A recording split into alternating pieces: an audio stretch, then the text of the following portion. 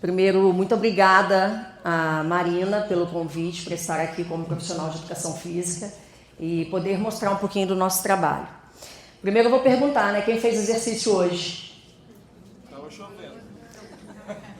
Nem vale, eu não vou nem responder, né? Tem que fazer, né? A minha ideia aqui hoje é mostrar um pouquinho para vocês do que eu faço. Eu sou de Cachoeiro, terra do rei Roberto Carlos, e não sou de Vitória, mas um pouco do que eu faço com a educação física para ajudar essas pessoas com dor crônica. Desde 2018, eu trabalho com dor crônica e conheci a medicina do estilo de vida pela Marina, que me fez um convite para palestrar aqui em Vitória, na Faculdade de Medicina, e aí eu comecei a entender que o meu trabalho tem muito a ver com a medicina do estilo de vida. E hoje eu vim aqui participar do congresso, é a primeira vez que eu estou participando como ouvinte, como palestrante, mas eu queria mostrar para vocês o que eu faço com o exercício físico para essa população. E uma das ferramentas mais importantes que eu trabalho como profissional de educação física é a comunicação. Eu me comunico com os meus alunos. Eu vou falar alunos porque eu não trato como pacientes, são alunos. E a coisa mais importante para mim, enquanto profissional, é me comunicar com os meus alunos, para entender o nível de dor, a intensidade de dor e como esse indivíduo ele se encontra. Então, vou mostrar para vocês aqui o que eu faço. Primeira coisa, existe uma dualidade de informações sobre atividade física e exercício. A gente precisa entender que os nossos alunos e os pacientes de vocês precisam fazer atividade física. Por muito tempo, a gente cobrou dos indivíduos que eles se matriculassem numa academia e fizessem atividade orientada. 1 hora de exercício por dia, 1 hora de musculação, precisa fazer musculação, porque senão não vai fazer a tal da poupança. Só que a gente tem que pensar que os indivíduos eles são únicos e muitas vezes eles não vão se ajustar a essas atividades. E o que a gente precisa entender? Atividade física é qualquer movimento corporal. Se o seu paciente ele se movimenta, qualquer coisa que seja, excelente. Num dado momento, ele vai entender que o exercício, que é uma subcategoria, vai ter benefícios para ele. Por quê? Quando eu tenho um exercício orientado, eu tenho melhora de capacidades físicas. Na atividade da vida diária, sem um monitoramento, sem uma orientação, uma intenção e uma repetição, é muito difícil a gente ver alterações. Mas quando a gente educa o nosso paciente para que ele possa realizar a atividade física, que seja aquela caminhada levando o cachorro para passear, que seja ir à padaria, seja subir as escadas ao invés de usar o elevador, isso é atividade física. Essa dualidade que a gente encontra muitas vezes para falar de atividade e exercício afasta o indivíduo da prática. E aí, ao invés de nós termos pessoas ativas, nós estamos tendo pessoas mais paradas. E aí eu jogo para vocês uma pergunta. A gente fala tanto de exercício, e por que a obesidade está aí, que é o nosso grande problema? Aonde nós estamos errando? E aí, como profissional de educação física, eu me coloco nessa posição. Eu estou cobrando demais do meu aluno? Será que ele está fazendo a atividade que é importante ou que ele gosta de fazer? Então, isso é um ponto para a gente prestar atenção. A gente também tem 2 classificações que são muito importantes. A gente sempre falou que a pessoa que não faz exercício, ela é sedentária. Hoje a gente já não pode mais falar isso. Por quê? Inatividade física é quando eu não faço nem 150 minutos por semana. Vocês ouviram isso o congresso inteiro. Então, se eu caminho com o meu cachorro 20 minutos de manhã e caminho à tarde, porque eu vou levar ele de novo para fazer as necessidades, mais 20 minutos, eu fiz 40. Se eu fizer isso durante a semana, eu sou sedentária? Não, eu não sou sedentária. Eu já faço uma atividade porque eu cumpri as recomendações, que são 150 minutos por semana. Então eu tenho que ter esse olhar quando receber o seu paciente, ou seu aluno, o seu cliente, que realmente eu preciso entender se ele é sedentário ou se ele não é. O que é o sedentarismo? É aquele comportamento onde está sentado, deitado e que não gasta energia suficiente para estar naquela posição. Agora, nós temos um grande problema. Nós temos um indivíduo sedentário que não faz nada de atividade. Mas eu tenho um indivíduo sedentário que ele tem uma rotina sedentária. Ele leva o cachorrinho para passear. mas o restante do dia ele fica todo deitado, recostado no telefone. Isso a gente também precisa mudar. E isso a gente só consegue mudar através da educação, da comunicação. É muito importante, eu acho que isso aí encaixa muito com o Congresso, né? Fazer do movimento e da atividade física parte do estilo de vida diário, traz benefícios para a saúde, mesmo que não faça parte de um plano de exercícios. Eu costumo dizer para os meus alunos que o importante é que ele se movimente. Pode ser na aula de zumba, na hidroginástica, na yoga, no tai chi chuan. Ele precisa se movimentar. Ou se ele não se movimenta, pelo menos ele faça caminhada com o cachorrinho dele, para que ele possa sair desse comportamento sedentário. Não preciso dizer para vocês os estudos que mostram que quanto mais sedentário eu for, mais as doenças vão nos acometer. Mas nem toda atividade ela é prazerosa para quem realiza. E é esse grande destaque que eu gostaria de dar para vocês, enquanto médicos, a maioria acredito, que incentivar o paciente à prática de atividade física muitas vezes não vai ser naquela que a gente acha que é a melhor, mas tem que ser aquela que tem a maior aderência. A aderência é o ponto-chave, para que ele tenha lá na frente a rotina e a sequência da atividade. Ideias, né? A Associação de Diabetes, ela criou ideias para tornar o indivíduo mais ativo. E eu falo muito com meus alunos. Em casa, passear com o cachorro, cuidar do jardim, limpar a casa. No trabalho, caminhar no almoço, exercitar-se na cadeira, usar escadas, ficar em pé. E fora de casa, dançar, fazer aula de zumba, tai chi, caminhar após o jantar, parar o carro mais distante para andar um pouquinho. Isso são dicas que você utiliza e você faz com que o seu paciente ele se torne mais ativo. E na dor? Vocês já viram essa gravura em inúmeras condições aí de diálogo de dor. A dor eu costumo dizer que é o nosso calcanhar de Aquiles, né? Para mim, então, que trabalho com exercício físico, nós temos o grande problema da cinesiofobia, o medo do movimento. Então, quando ele tem uma dor crônica, ele não quer fazer o exercício porque ele acha que o repouso é o mais fácil. E quando a gente está dentro de uma academia ou dentro de uma sala de ginástica, isso se torna mais complexo ainda. Só que aí o diálogo que a gente tem que ter com esse nosso aluno ou paciente é que realmente a gente tem estudos que provam que o exercício ele gera uma analgesia. Isso é muito importante. E aí eu venho falar para vocês da diferença da atividade física e do exercício. A atividade em si, só a atividade física, talvez ela não vá gerar uma analgesia. Mas eu preciso de um exercício com orientação, respeitando volume e intensidade, para que aquele exercício me dê uma resposta positiva. Então aqui é muito importante que a gente entenda que o exercício ele é sim uma prática que você vai gerar analgesia, que pode acontecer durante o exercício ou depois. Mas aí a gente tem que estar alerta. É o exercício e não a atividade física só. Só a caminhada com o cachorrinho vai adiantar para uma dor crônica? Não, a gente precisa de um pouco a mais.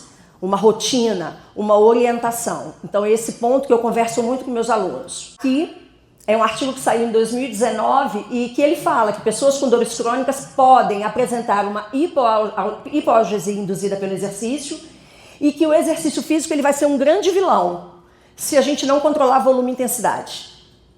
E aí os alunos às vezes falam assim, eu posso fazer 30 minutos, 40, 50 minutos de uma aula específica?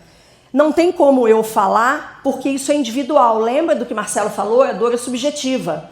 E aí, o volume e a intensidade pode ser um vilão e gerar escapes de dor. Então, a gente precisa prestar atenção nisso. Saiu um artigo agora em 2025 falando que a caminhada, o volume maior é bem melhor do que uma caminhada com mais intensidade. Então, as caminhadas, elas são importantes, é um grande instrumento para que a gente possa indicar para o nosso paciente. Mas vale lembrar, chega uma hora que o estímulo ele se torna débil e aí eu preciso de um pouquinho a mais. O meu paciente ele vai precisar fazer um pouco mais para que ele possa ver a evolução. Mas a caminhada ele é um grande elemento e uma grande ferramenta para a prática da atividade e controle de dor. E aí eu trabalho, agora eu vou falar um pouquinho do meu trabalho que eu uso para a prática da atividade física. Eu uso um instrumento que é a distração. Tem algum profissional de educação física aqui? Sei que tem uma. É minha amiga, eu já conheci. A distração é uma estratégia que eu uso dentro do meu espaço. O que seria distração? É uma estratégia cognitiva ou comportamental que desvia da dor nociva.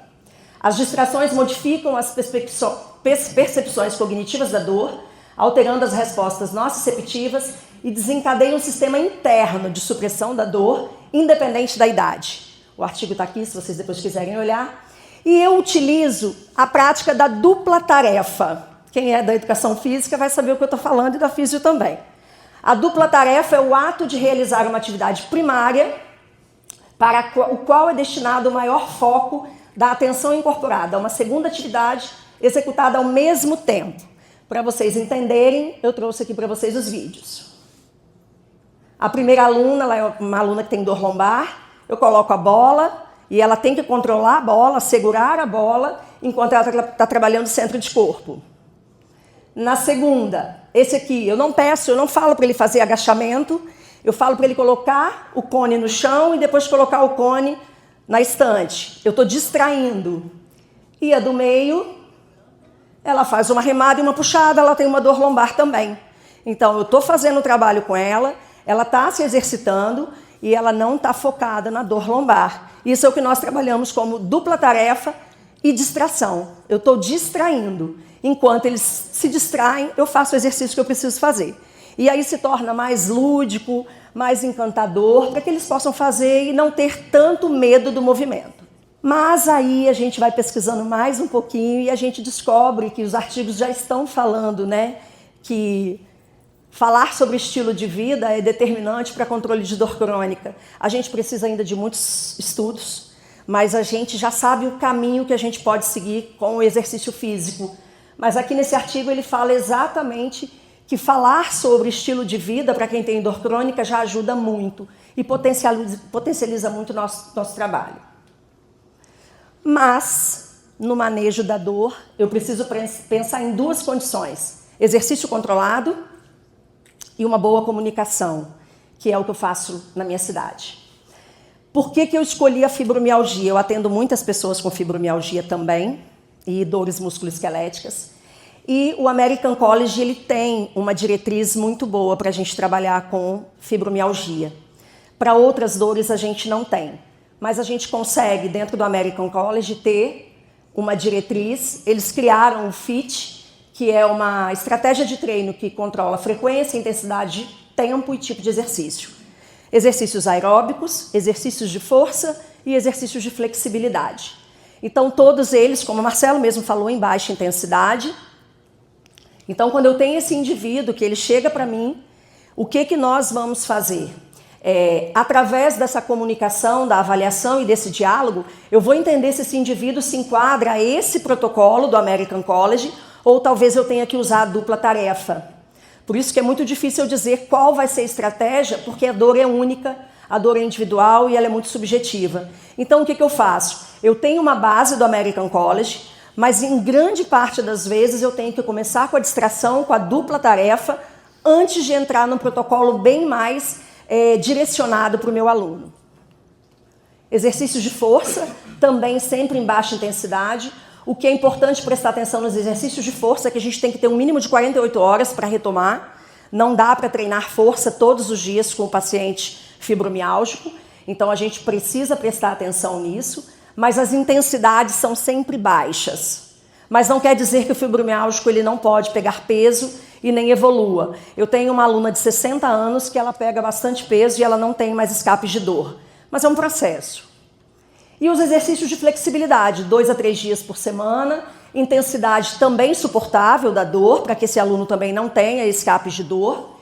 E os exercícios podem ser ativos ou passivos, vai depender de como a gente quer trabalhar com aquele aluno. Uma coisa muito importante, quem quiser ir anota também, exercício físico de flexibilidade sozinho não ajuda muita coisa. Eu preciso do exercício aeróbico, eu preciso do treino de força. Então a gente tem que olhar para esse indivíduo e melhorar a condição geral dele como um todo. Não é só fazer atividade de alongamento. Por muito tempo as pessoas só usam o alongamento para trabalhar com fibromialgia, mas não é só isso. Eu preciso fazer com que esse corpo fique forte, eu preciso melhorar condicionamento cardiovascular. Agora, programas meditativas, elas têm uma boa melhora, como Tai Chi e Yoga, independente do treino aeróbico, tá? Então, se eu tenho um indivíduo que ele consegue meditar, fazer o Tai Chi ou Yoga, ele tem uma resposta melhor. E aí o exercício aeróbico, ele não é tão dependente para aquele indivíduo para o controle de dor. E aí a gente precisa se comunicar. Eu só vou conseguir isso tudo que eu falei com vocês se eu me comunicar com o meu aluno. E a comunicação é um ato que eu preciso ter com cada paciente ou cada aluno para que eu possa entender o que ele precisa. Então a gente precisa ver o que significa essa dor, como ele responde a essa dor, para eu pensar na estratégia que eu vou utilizar. E aí eu gosto muito de usar o trabalho da doutora Juliana, ela é uma fisioterapeuta. Infelizmente, a educação física tem pouca coisa na área de dor. E eu conheci a doutora Juliana no Einstein, e ela tem um trabalho belíssimo de educação em dor. Então eu uso muito grandes ferramentas que ela me deu, e uma das mais importantes para mim é a escuta ativa. Quando eu avalio um paciente com dor crônica, eu gasto mais de 1 hora. Eu ouço mais do que eu falo. Qual processo eu vou utilizar com ele para o cuidado com a dor? E esse cuidado de ouvir, de entender o que ele está falando, é determinante para eu, enquanto profissional de educação física, possa pensar qual estratégia de treino que eu vou utilizar. E aí ela usa esse quadro que eu acho fantástico. Eu queria que vocês olhassem aí para vocês entenderem o que ela quer dizer com isso aí. E a dor, a gente precisa prestar atenção para o nosso paciente, o nosso aluno, porque a realidade dele é uma realidade muito diferente da nossa. E a doutora Juliana, ela usa isso em todos os trabalhos e eu uso com os meus alunos. A dor é uma percepção sensorial. Você tem ali uma dor, né? Ela fala que é a realidade de primeira ordem. E os 3 carros, esperando o sinal que fechou, cada pessoa interpreta essa realidade de uma forma. O primeiro está pé da vida porque ele tem que trabalhar e ele vai chegar atrasado. A terceira achou o máximo porque ela pode usar o telefone. O que a dor significa para o seu paciente? É a primeira coisa que você tem que tentar entender. A dor para ele é o quê? Qual o significado que ela tem para ele? Porque eu não tenho como saber, eu não consigo entender a dor que ela sente. Mas ela tem um significado que é muito importante. Essa dor, ela se torna um significado tão determinante para a vida dela, que aquilo ali paralisa a vida dela a um ponto que ela não consegue evoluir. Eu preciso saber disso. E a gente só vai conseguir isso através da comunicação. Se a gente não se comunicar, a gente não consegue chegar a lugar nenhum.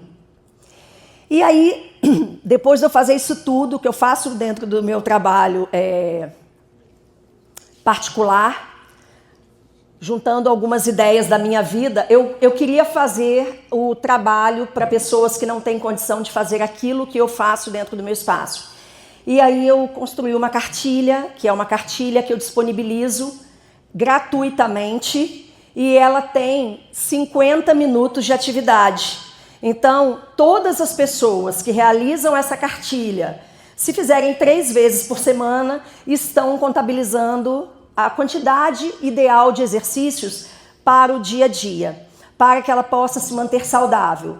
Esse material eu utilizo na Prefeitura de Cachoeiro, com um trabalho voluntário que eu passo para as pessoas que eu trabalho com atividade física, é um grupo de hipertensão e diabetes, mas ele está disponibilizado na minha rede para quem quiser dar e para quem quiser partilhar, mas foi a forma que eu encontrei de fazer medicina do estilo de vida para a sociedade, porque talvez a gente não consiga atuar com todos, mas todos que tiverem acesso a esse material vão fazer atividade física de maneira segura, eficaz, segura, para que eles possam melhorar a atividade deles. Muito obrigada.